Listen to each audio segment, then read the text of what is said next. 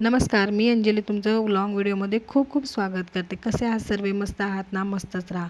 तर तुमच्या ज्या काही इच्छा असतील ना, देवाकडे एकच प्रार्थना आहे, सगळ्यांच्या इच्छा पूर्ण व्हाव्यात. तर आजचा व्हिडिओ दुपारपासून चालू होतो आहे.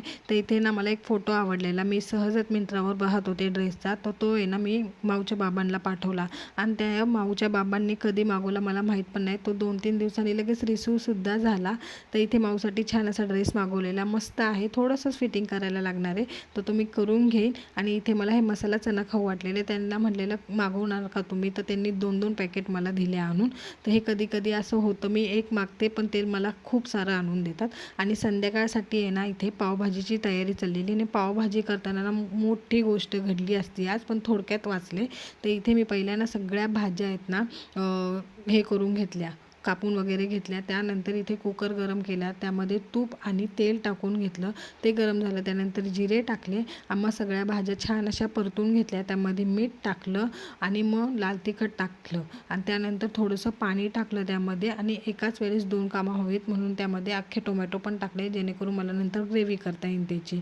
आणि ते शिट्टी होती आहे त्याची, तोवर आहे ना इथे सगळे कांदे जितके लागत आहेत ना मला, ते मी त्याचे साल वगैरे कापून वगैरे घेतले, जास्त मोठे मोठेच ठेवले आणि त्याची ग्रेव्ही केली आणि आलं लसूणची पण ग्रेव्ही केली. इथे मी ना चॉकलेट खात होते आणि मग अभ्यास करत होती.